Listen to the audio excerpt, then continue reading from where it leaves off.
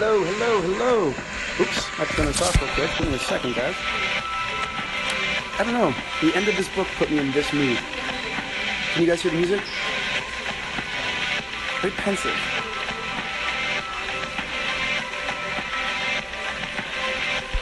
I don't know. So, welcome, guys. We are here to discuss To Kill a Mockingbird.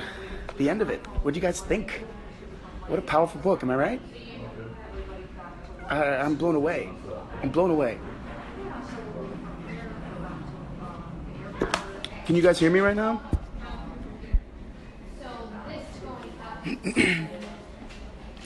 That's Wagon Wheel by Darius Rucker is the name of the song from yesterday. It's one of my favorite country songs. Well, there are a few things I want to talk about before we get to the end of the book, that very last chapter, because we're going to get there, trust me. I want to start with, give me one sec, kind of planned a lot. Okay, so I'll talk about this real quick. The wedding was awesome. I got to see a lot of my family that I hadn't seen in a very long time, which was really cool. I thought it was super amazing. My cousins got married. My cousin Carlos got married to a wonderful Mary. They're so happy, and they're a lovely couple. It's one of those couples you're like, wow, love is so amazing. They're so happy together, and I'm really happy I got to come to the wedding. Right now, I am in Worcester, Massachusetts. That's where the wedding was. Give me one second, guys.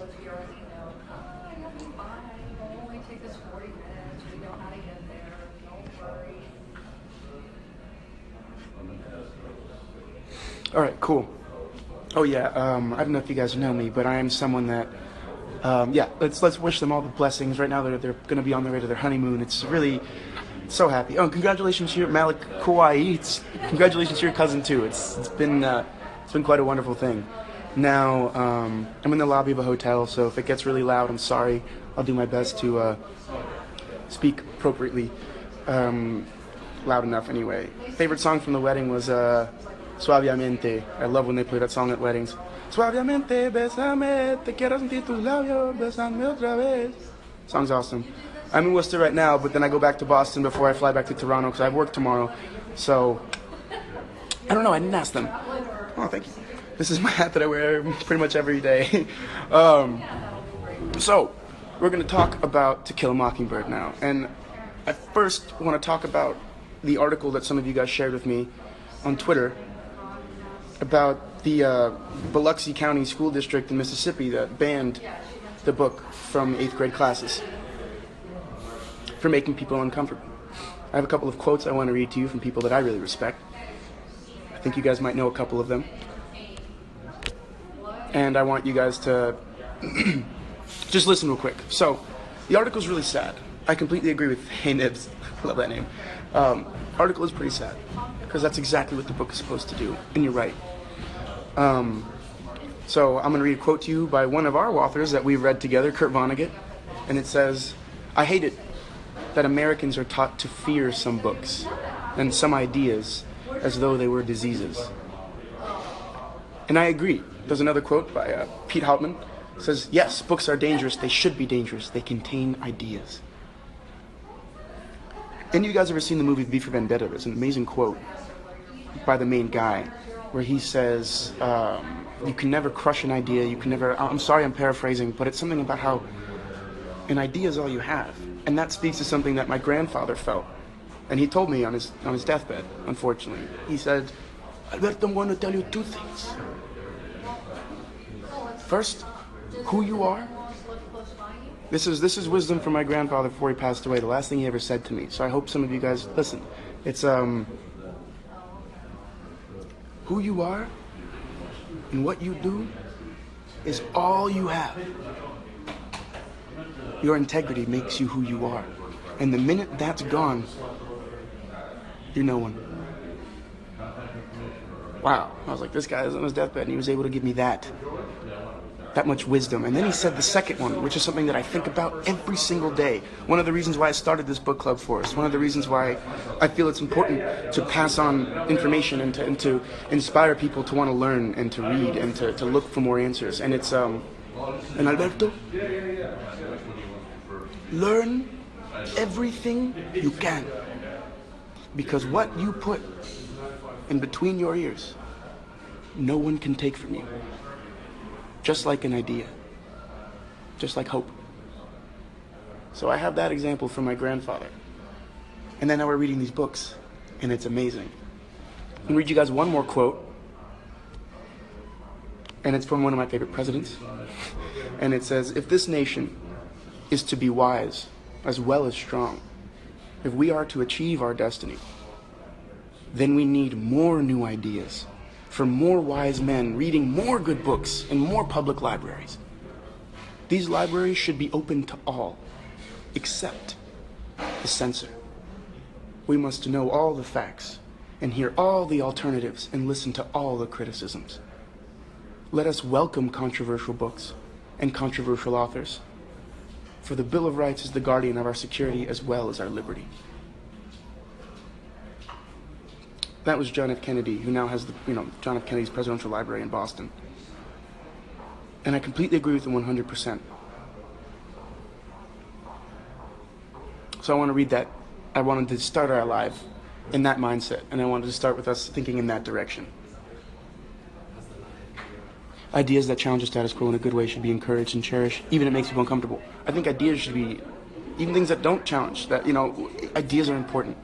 Communication is important. Freedom of thought is important, because only through freedom of thought can we grow and move forward. And that's why I'm going to swing back. I'm in a very important part of the. Okay, so that's why we're going to swing back into one more part of the book that I'm going to read for you guys, because it's going to be a bit, but it's something that struck me as super powerful and super important. Do you think that you need to do an effort when it comes to reading, or should be spontaneous? I don't know if I explained myself. I think sometimes it makes an effort. I think especially in the beginning of books, it takes an effort to start and to get invested. And then I think sometimes it just comes easily. Next thing you know, you've read 100 pages, and sometimes it takes hours to get through 5, So,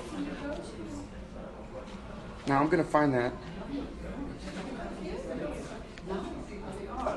page that I want to read. Give me a sec, I need to find it. I don't know where it is.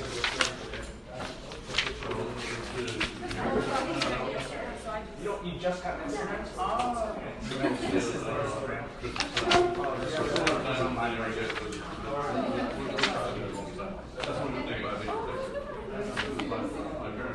All right, ready?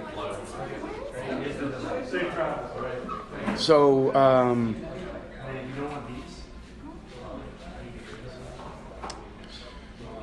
she printed democracy in large letters. Democracy, she said. Does anybody have a definition? Us, somebody said. I raised my hand, remembering an old campaign slogan Atticus had once told me about. Is it loud? Should I move somewhere else? Can you guys hear me?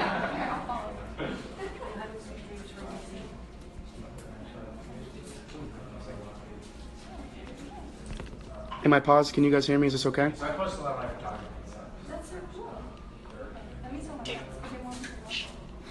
So, there's nowhere else to sit. So, I raised my hand remembering an old campaign slogan Atticus had once told me about. What do you think it means, Jean-Louis? Equal rights for all, privileges, special privileges for none. I quoted. Very good, Jean-Louis, very good, Miss Gates smiled. In front of democracy, she printed, we are a, now class say it all together, we are a democracy. We said it, then Miss Gates said, that's the difference between America and Germany. We are a democracy and Germany is a dictatorship. Dictatorship, she said. Over here, we don't believe in persecuting anybody. Persecution comes from people who are prejudiced. Prejudice. She enunciated carefully. There are no better people in the world than the Jews, and why Hitler doesn't think so is a mystery to me. An inquiring soul in the middle of the room said, why don't they like the Jews, you reckon, Miss Gates? I don't know, Henry. They contribute to every society they live in, and most of all, they are deeply religious people. Hitler's trying to do away with religion, so maybe he doesn't like them for that reason. Cecil spoke up. Well, I don't know for certain. They're supposed to change money or something, but that ain't no cause to persecute them. They're white, ain't they? Miss Gates says, When you get to high school, Cecil, you'll learn that the Jews have been persecuted since the beginning of history, even driven out of their own country. It's one of the most terrible stories in history. Time for arithmetic, children. As I never liked arithmetic, I spent the period looking out the window. The only time I saw Atticus scowl was when Elmer Davis would give us the latest on Hitler. Atticus would snap off the radio and say, I asked him once why he was so impatient with Hitler, and Atticus said, because he's a maniac. This would not do, I mused, as the class proceeded with its sums. One maniac, and millions of German folks. Looked to me like they'd shut Hitler in a pen instead of letting him shut them up. There was something else wrong. I would ask my father about it. I did. And he said he could not possibly answer because he didn't know the answer. But it's okay to hate Hitler? It is not. It's not okay to hate anybody, Scout. Atticus, I said, there's something I don't understand. Miss Gates said it was awful. Hitler doing like he does. She got real red in the face about it. I think she would. But yes, nothing, sir. Then later on, Scout goes on to ask Jem the same question, but she really goes in. And then she says,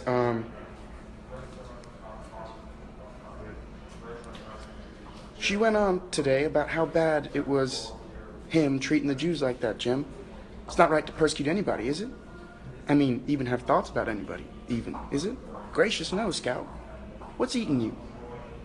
Well, coming out of the courthouse that night, Miss Gates she was going down the steps in front of us. You must have not seen her. She was talking to Miss Stephanie Crawford. I heard her say, it's time somebody taught them a lesson. They were getting way above themselves. The next thing they think they can do is marry us. Jem, how can you hate Hitler so bad and then turn around and be ugly to folks right at home? To me, that's one of the most important parts of the book. To me, that's something we should talk about now. Also, the idea that Atticus would turn off the radio when that maniac Hitler would be on the radio, or someone would talk about him. I have to turn it off because he's a maniac. I'm not here to impose any thoughts on you guys, naturally. You're free to think and choose and do whatever you want. But that question, that idea that we should turn off the radio when someone is bothering us and just kind of ignore them when there are millions of us and only one maniac? What do you guys think about that?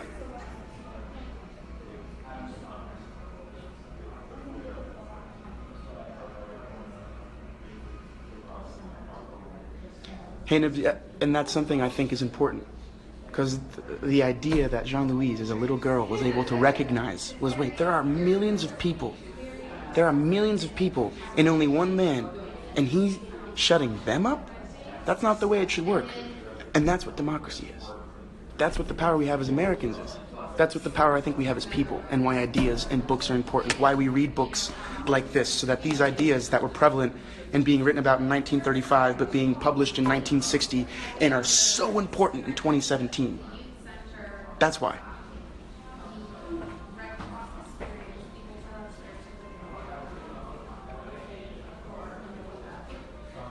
We can't just ignore when something bothers us. We have to act, use our voices to change. That's why I started this book club, so that I can talk to you guys and have you guys read amazing books that I've never read with me. Ignorance is the weapon of the oppressor. They want you to be ignorant. They want you to forget things. They want you to not pay attention. But that's not our job. Our job is to pay attention. Our job is to push them to say, no, that's not what we want as people. We have the power, and don't forget that. That was so important. Now, let's talk about the book. Let's keep going. So what do you guys think was powerful? Actually, I want to introduce you guys to someone who is here. She's a fan of the show, and she's my cousin Sarah. She's awesome. She wants to say hi to everyone. Everyone say hi to my cousin Sarah real quick before we dive in again. How are you? How's everyone doing? I know we just jumped on like a huge theme of the book, so everyone's going to be commenting on that for a bit. Okay, that's cool. So, but everyone's going to say hi right now. See? Hi. Wow, that's so cool. Yeah, isn't this interesting? So, have you ever been on a live with me? Sarah's never been on live with me before. Have you been on a live where there's like a lot of people and they're all commenting and talking? Yeah, I've never been on one. Wait, before. do you know her? Yeah. Oh my gosh, that's awesome. Her best friend is on the live right now, and she's like, oh my gosh, she's my best friend. Let's say hi to, what's her name? Monica. Monica, what's up? How's it going? So Sarah is joining the book club. She will be joining us next time for 1984, but she didn't get to read To Kill a Mockingbird yet. Yeah, But she will. not yet. She will. Yeah. And then we're going to talk about it. She's going to call me and be like, yo, this book blew my mind. I'll be like, Sarah, I know, and it's going to get really cool. So if you want to take a seat, we're going to keep talking? Okay. Cool, here you go. Oh, no, okay. Oh, you can go back to your parents and It's join okay, me? it's Okay, okay. cool. So let's go back in. Let's start with, I have notes. I don't know about you guys, but this book blew my mind.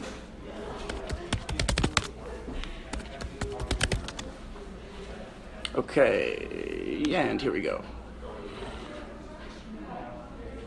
So let's start with chapter 20, and then we'll move forward. What do you think?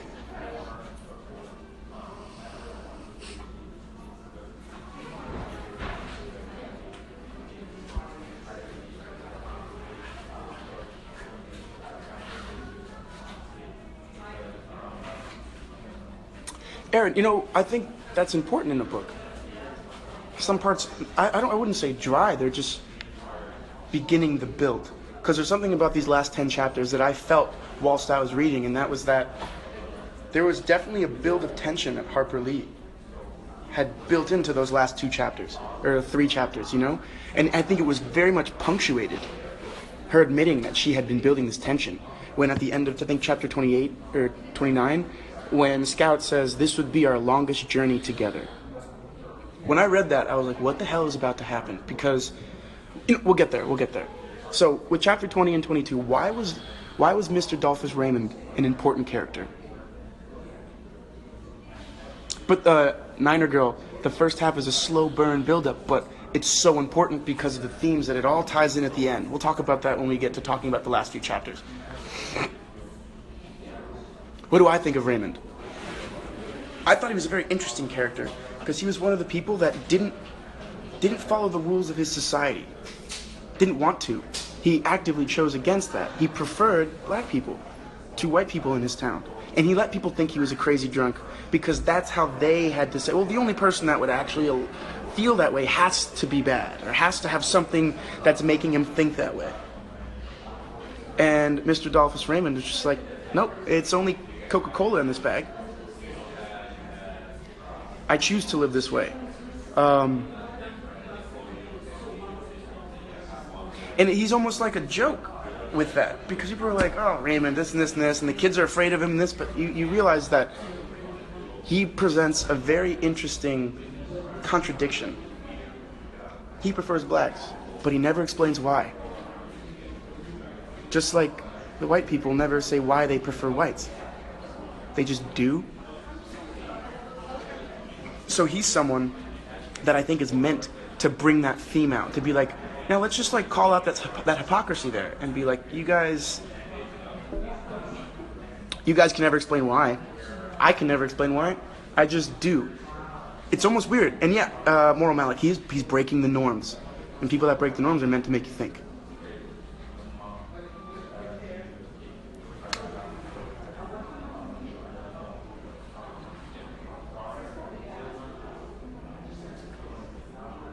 Well, I think there's also something that is very important from Raymond that we can all learn, and it's that you live for yourself.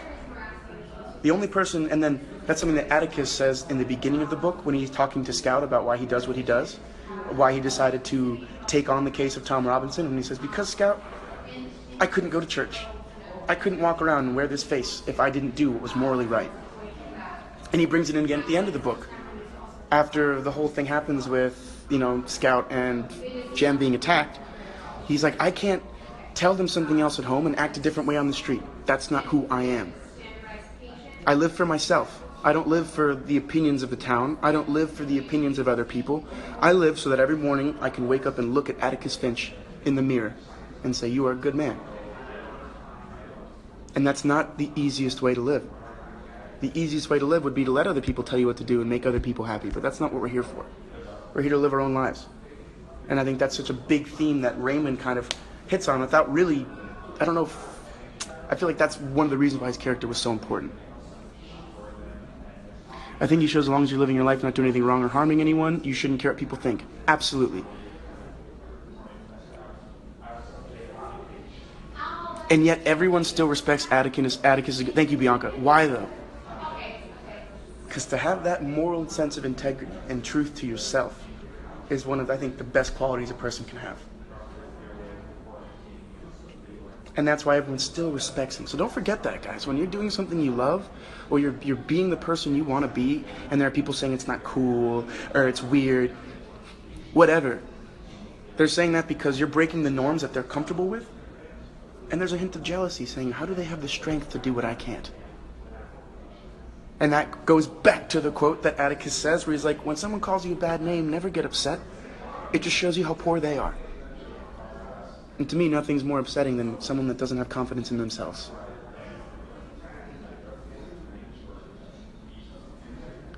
Exactly. Yes, let's talk about that speech, Lori. Atticus' speech in the courtroom. All men are created equal. What do you guys think about that?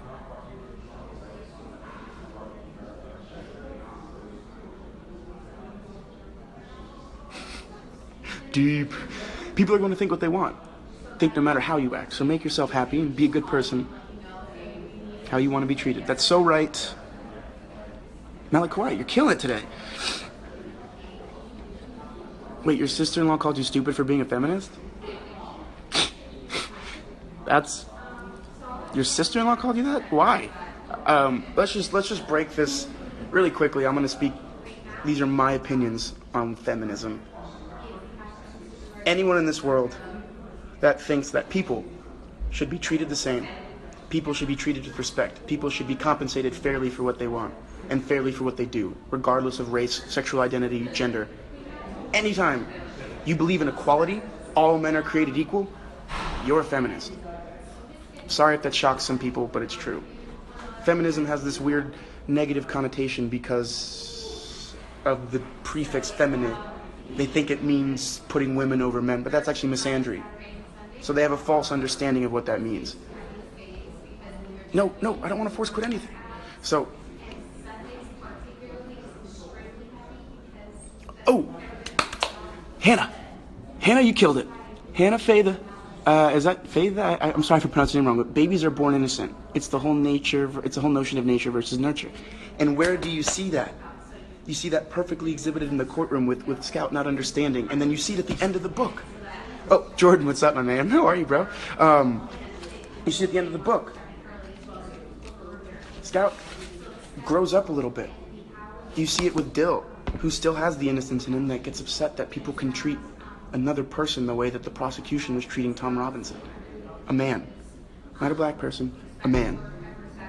These themes that we're reading in this book are so important to me. When she meets Boo, that's another thing.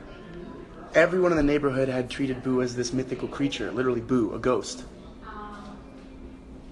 And it was only when she had that awakening to me, like, oh wait, he's a human. She says hi to him, tears in her eyes. And that's another important thing, because if she could see a ghost as a human, you can see anyone as a human, am I right?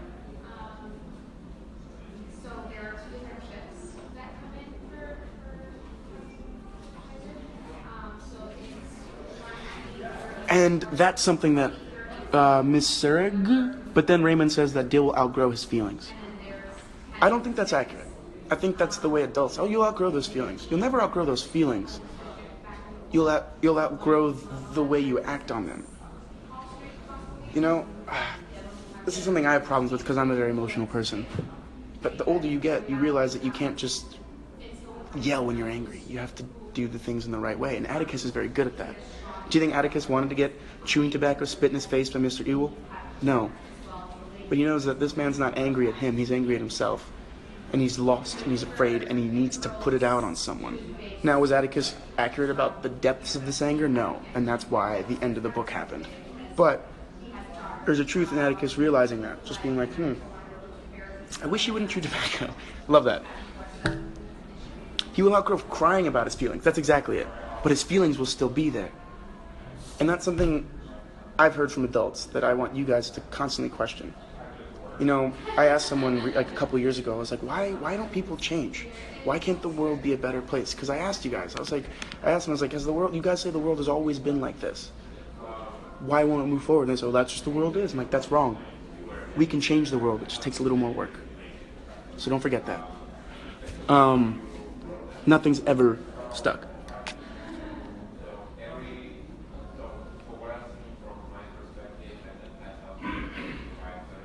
I'm going to watch the movie tonight. I think Jade is going to come over when I'm back in Toronto because him and I I almost gave away a spoiler. Him and I are working together tomorrow.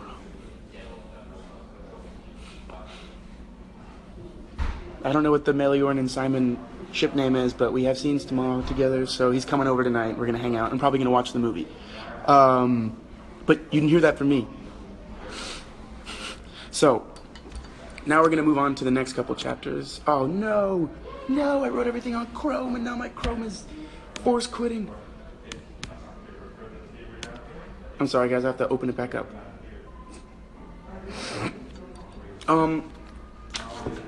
Let's keep moving.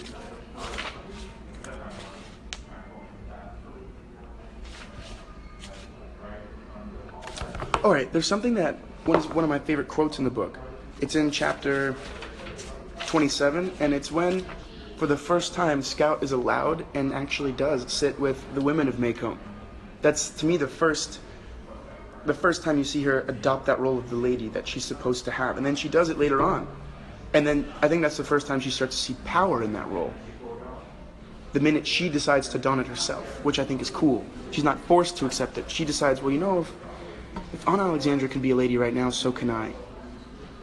So I think that's an important part. But in that meeting, Aunt Alexandra was thriving. Miss Maudie must have silenced the whole missionary society at one blow, for Auntie again ruled the roosts. Her refreshments grew even more delicious.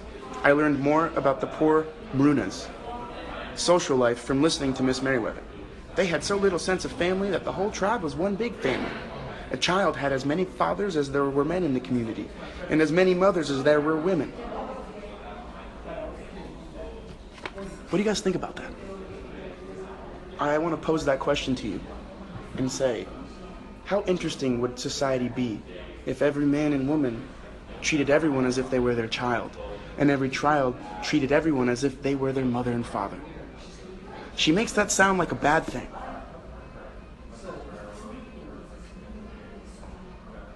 She makes that seem like a bad thing. But I don't think that's a bad thing. It takes a village, it's right. I'll read it one more time, thank you. It is, Miss Maudie must have silenced the whole missionary society at one blow, for Auntie again ruled the roost. Her refreshments grew even more delicious. I learned more about the poor Bruna's social life from listening to Mrs. Merriweather.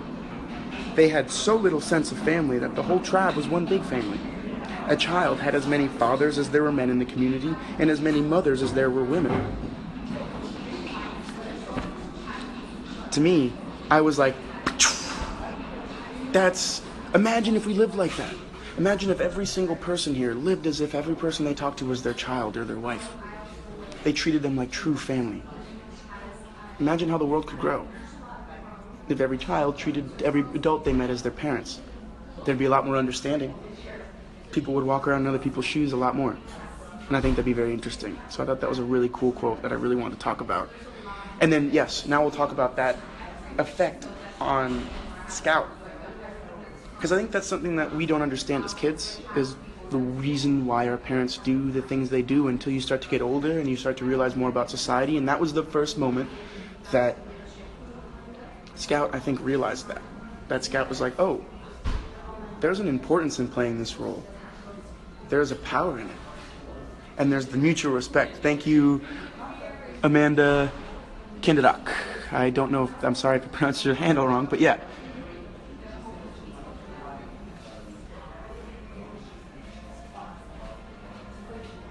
All of you guys are reading, I'm reading your posts. I'll read them out loud from now on if you guys want. It would connect each other together and everyone would be able to see the world from another's perspective and understand their actions better. I agree. Mutual respect. Think about, you think, Valsmo, 16, that Scout grew up mentally. She did. And I think a lot of these last few chapters are showing Scout starting to become a more aware, not adult, but person. And but the innocence is still there, and I think that's beautiful, because at the end of the day, we never go back to her being an adult to finish the book. It starts as her an adult, and then she starts describing the events of that time, but we never go back. Because I think Harper Lee wanted you to know that Scout carried that childlike wonder, innocence, belief in people, all the way through her life. And although she had grown up a lot that year, although she had seen some stuff and gone through it, I mean, she was attacked by Mr. Ewell, who had this grudge against her father. She was an adult. She still fell asleep on Atticus's knee, and Atticus still had to put her to bed like his daughter that she was.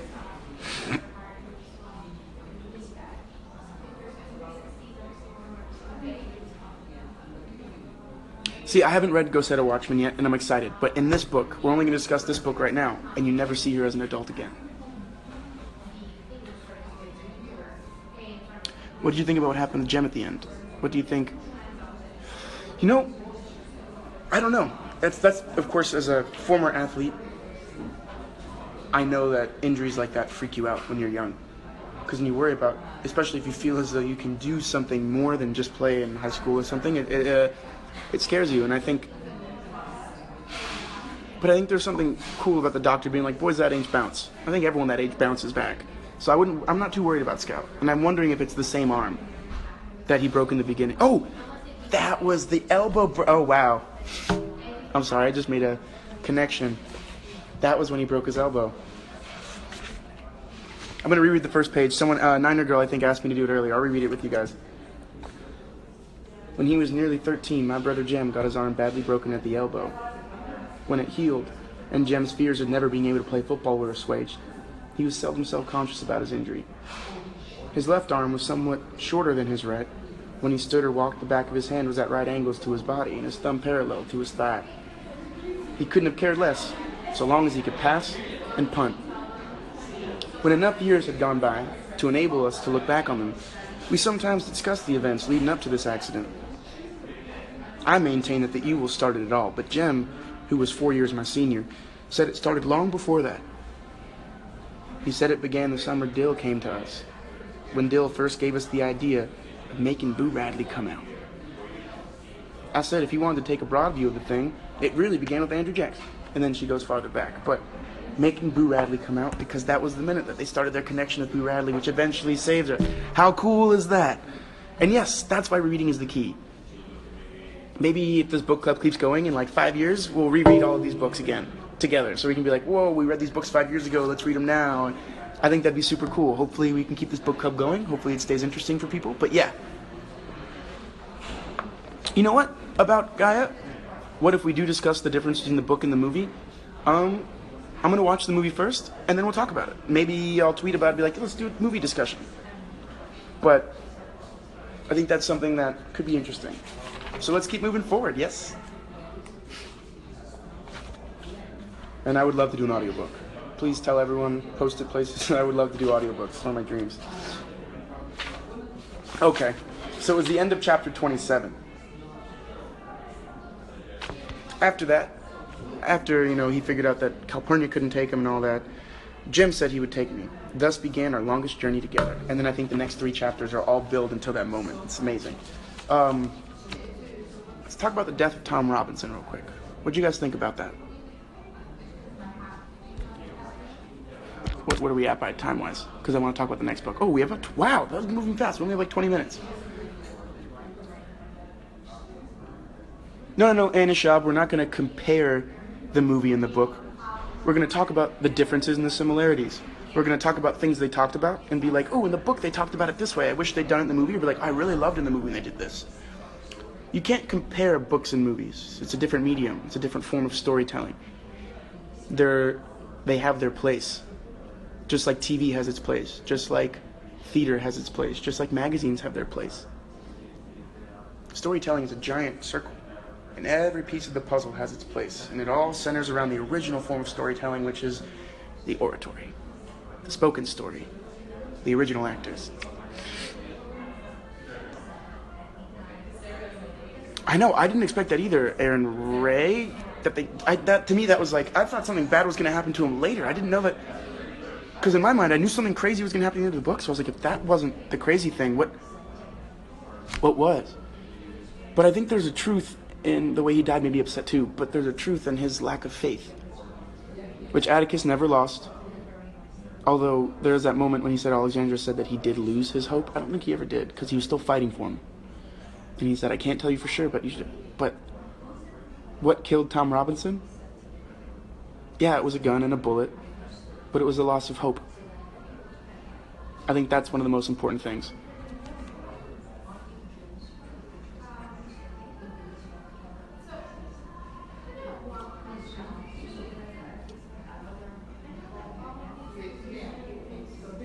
He lost hope, and that was one of the sad things. Though I always prefer books, I feel that movies give a certain insight to the book that we don't get when reading. I agree 100%. Sometimes I really bring them up.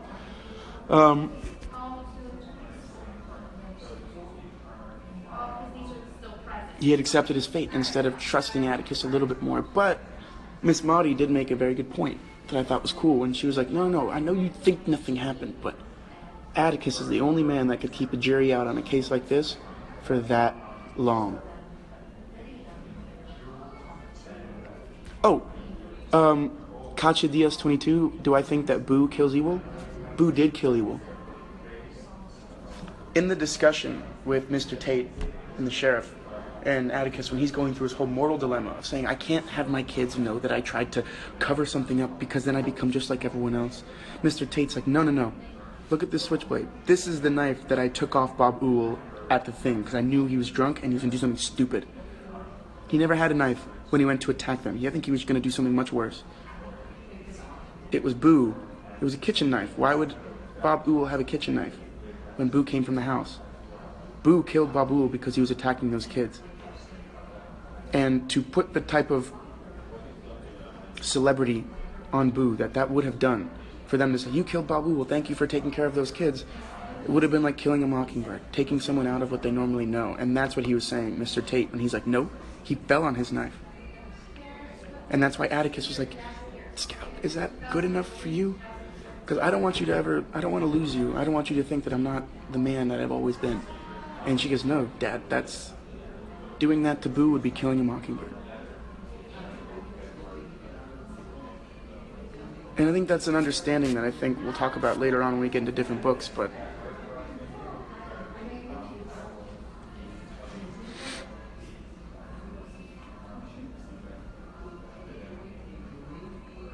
no, the mockingbird is innocence. The mockingbird, it isn't a person, it's a thing. It's a sin to destroy that innocence. Anyone can be a mockingbird. I think everyone in the book is, in some way.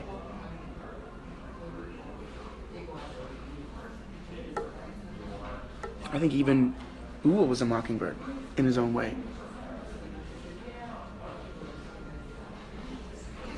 That's a question I haven't asked myself. I'm going to try to figure it out. Yes, Nicole. He didn't win the case, but he won because, like Maudie said, they took a baby step. They were able to have that discussion for more than 5 minutes and said, well, he's a colored man, so he should go to jail. He should be dead. No, they were like, but we can't just convict this guy for this reason.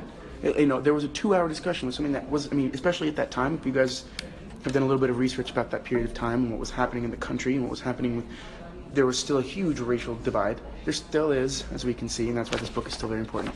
But, exactly. I would go farther to say everyone in the book, not just Scout's family. Tom's wife was a mockingbird. Her kids were mockingbirds. Mr. Ewell kept killing mockingbirds. And at the end, he killed one himself. That's interesting. The translation in Portuguese for the book is "The sun is to everyone."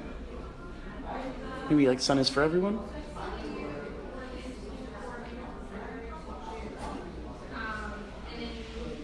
Okay, are we gonna... Yeah, we'll do that because then we'll have 10 minutes to talk about the next thing. What do I think about Scout seeing the town on Boo's porch? I absolutely love that. I thought that was super cool. Because she described. Want me to read it to you guys?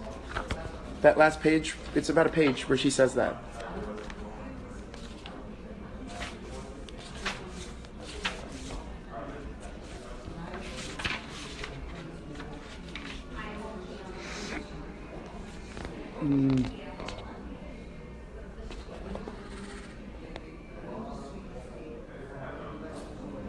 Hold on.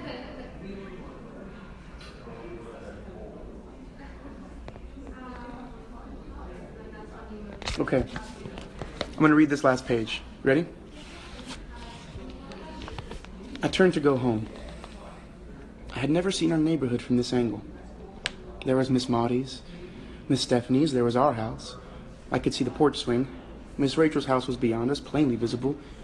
I could even see Mrs. Dubose. I looked behind me. To the left of the brown door was a long shutter window. I walked to it, stood in front of it, and turned around. In daylight, I thought, you could see the post office corner. Daylight. In my mind, the night faded. It was daytime when the neighborhood was busy. Miss Stephanie Crawford crossed the street to tell the latest to Miss Rachel. Miss Maudie bent over her azaleas. It was summertime, and two children scampered down the sidewalk towards a man approaching in the distance. The man waved, and the children raced each other to him. It was still summertime, and the children came closer. A boy trudged down the sidewalk, dragging a fishing pole behind him. A man stood with his hands on his hips. Summertime, and his children played in the front yard with their friend, enacting a strange little drama of their own invention. It was fall, and his children fought on the sidewalk in front of Mrs. Dubose. The boy helped the sister to her feet, and they made their way home. Fall, and his children trotted to and fro around the corner, the day's woes and triumphs on their faces. They stopped at an oak tree, delighted, puzzled, apprehensive. Winter, and his children shivered at the front gate, silhouetted against a blazing house. Winter, and a man walked into the street, dropped his glasses, and shot a dog. Summer, and he watched his children's heart break. Autumn, again, and Boo's children needed him. Atticus was right. One time he said, you never really know a man until you stand in his shoes and walk around in them. Just standing on the Radley porch was enough.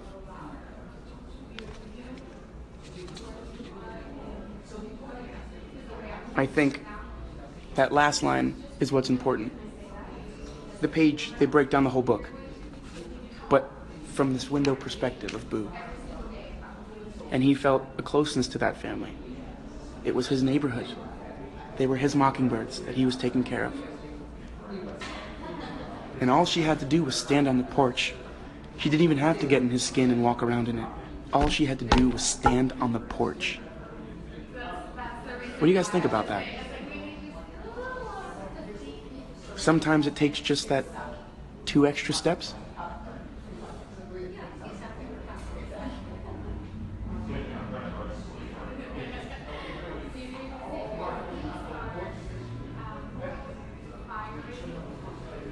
Right?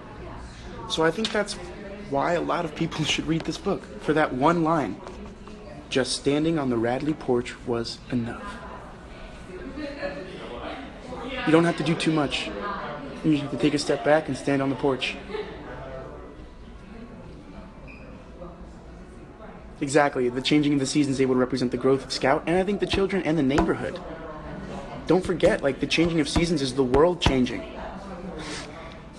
So it's not just the children that he was able to watch. It was Miss Stephanie going to Miss Rachel's house to give her the latest. It was Miss Maudie having her house burned down and then build it up again. It was the town taking that extra 2 hours to discuss this.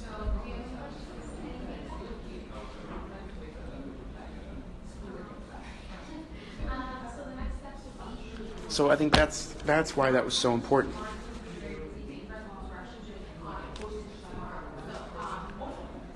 And then I'm going to read one last thing. It's, we have about 10 minutes, and I'll be able to talk about the next book. So I'm going to read one last thing, and then we're going to end. So this is now when Atticus is bringing Scout back to her bed, and it's the end of, and like, she's like, no, I was awake. I listened to everything. He unhooked my overalls, leaned me against him, and pulled them off. He held me up with one hand and reached for my pajamas with the other. Yeah, and they all thought it was the Stoner's boy messing up their clubhouse and throwing ink all over it, and he guided me to my bed and sat me down. He lifted my legs and put me under the cover. And they chased him, and they never could catch him because they didn't know what he looked like. And Atticus, when they finally saw him, why, he hadn't done any of those things. Atticus, he was real nice. His hands were under my chin, pulling up the cover, tucking it around me. Most people are, Scout, when you finally see them. He turned out the light and went to Jem's room. He'd be there all night, and he'd be there when Jen waked up in the morning. So, most people are, Scout, when you finally see them. What does that mean, when you finally see them? It means when you finally stood on their porch. That's what I think.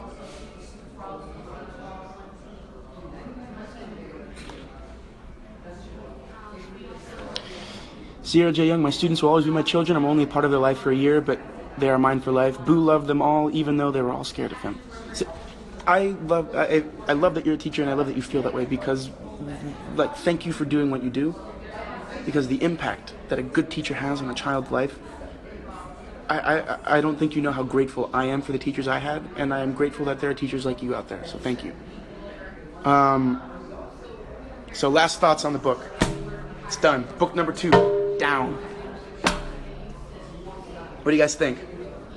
Last thoughts. Love this book. All right, Gaia, if you have, about Gaia, you have terrible teachers, then be your best teacher. Because one of my favorite quotes is, a student comes to the master and says, Master, something's wrong. I'm uninspired. I don't know what to do. What do I do? The master says to the student, inspire others. And there you will find your inspiration. So if people are inspiring you, go inspire others. We're not going to read Young Adult Contemporary ASY. Not yet.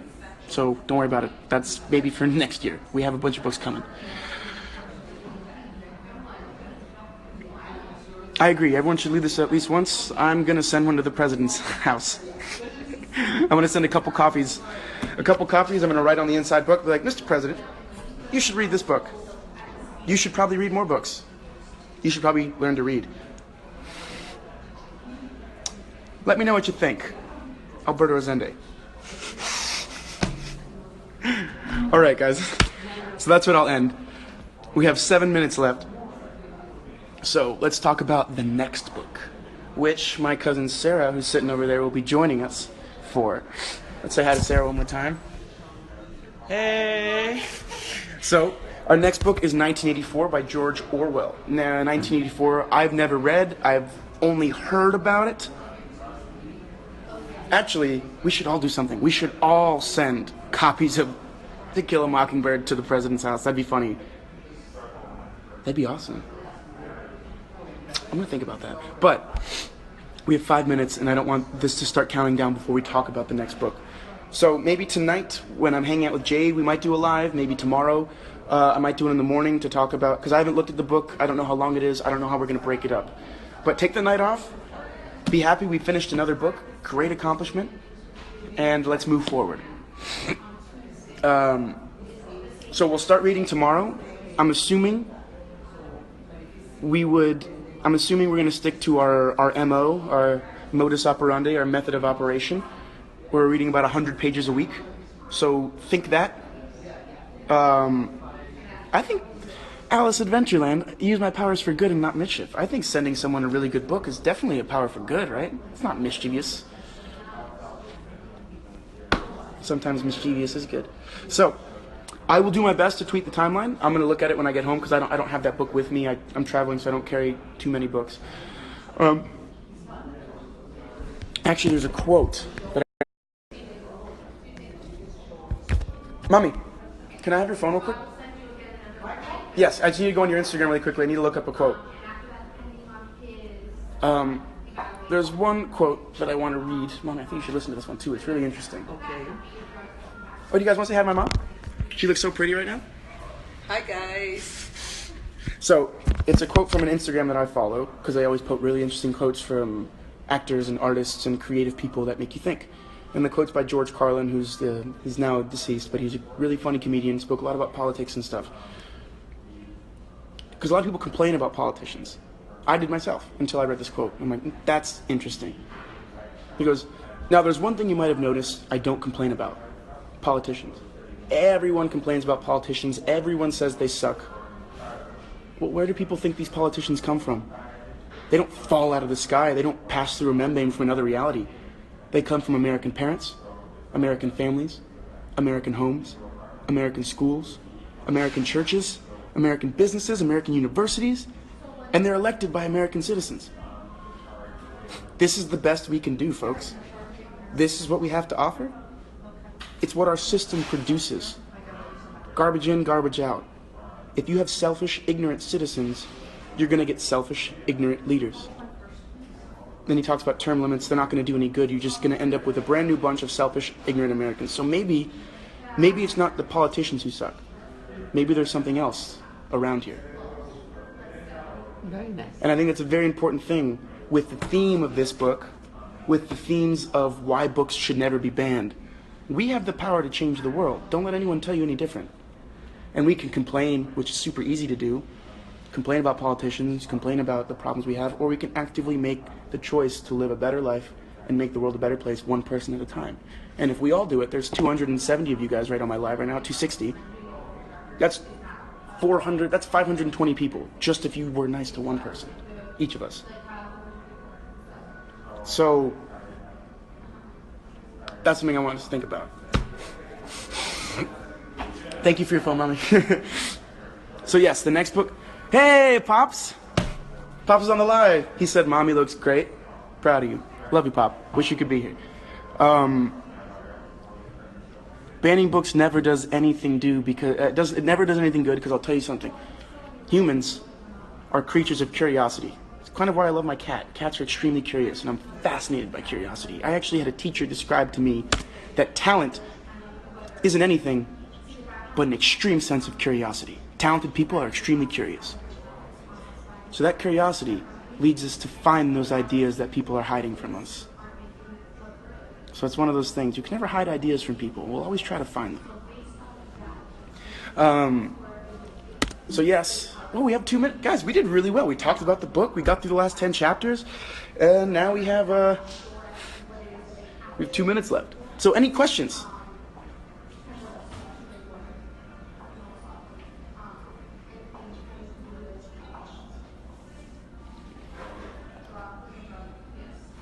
I am wearing an NYU sweater. I went there. So many fantastic quotes in the book today.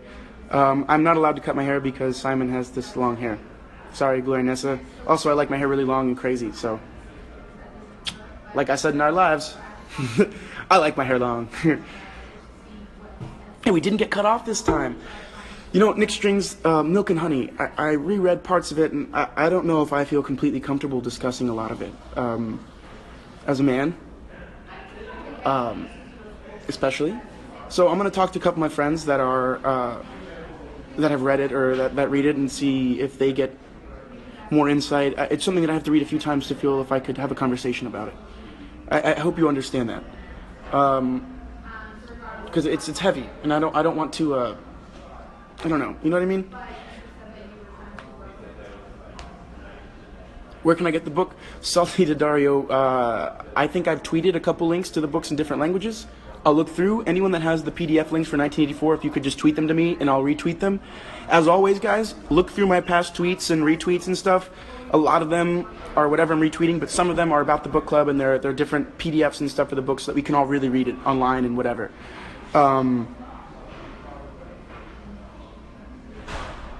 Yeah, it's a heavy. I mean, I couldn't imagine reading as a female. I can never imagine that perspective. And I think that's something a lot of people have to start saying out loud, especially men, being like, I will never know what it means to be a woman in this world. The minute we start saying that is the minute we can start standing on a woman's porch. A lot of people need to start saying they know nothing, and that's when you start to know everything. Or at least you can take the first step in learning. Have I ever been disappointed with the book's ending? Absolutely. I forgot which book it was, but I remember once I finished the book, and I got so... Oh! I got so mad at Shadowhunters when I finished book 6. I literally threw the book. I was like, this is bull! And I threw it, and I was like, how could you do this to Simon? I don't want to give you guys spoilers because people haven't read it. But yeah, at the end of book 6, I was very upset, and I remember throwing the book. I literally threw it across the room. Rita, thank you. There are also multiple audiobooks on YouTube for the books we're reading. So if you can't find them to read, I like reading them a lot of the time. You can probably find the audiobooks as well. Okay, there's a question I want to ask you guys because it's an idea I had. What do you guys think about doing like a read-along? Where like one day we say, hey guys, we're going to read chapter 1. And then we'll go on live together and I'll read chapter 1 with you guys so we can read together. Do you guys think a read-along would be cool? Or do you guys think that's kind of like you guys read at your own pace?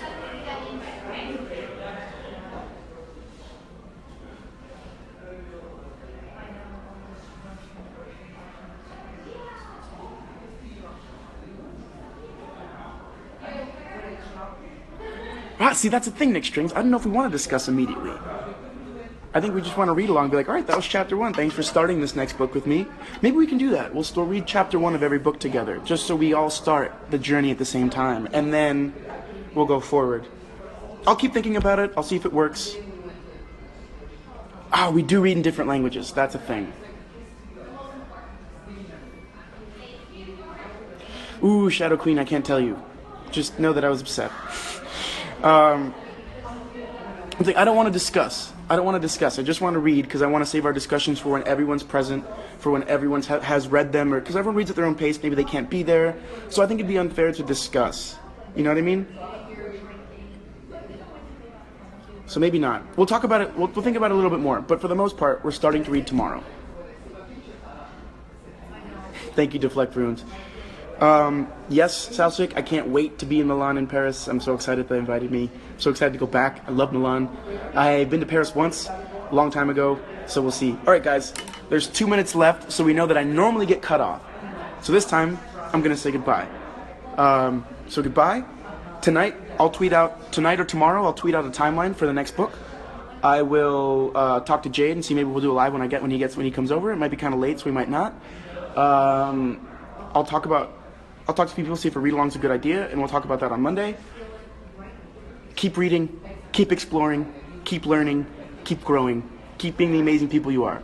I can't wait to keep reading to you guys. Thank you. We finished our second book, and I can't wait to read the third one. So I will see you guys next time. Have a good one.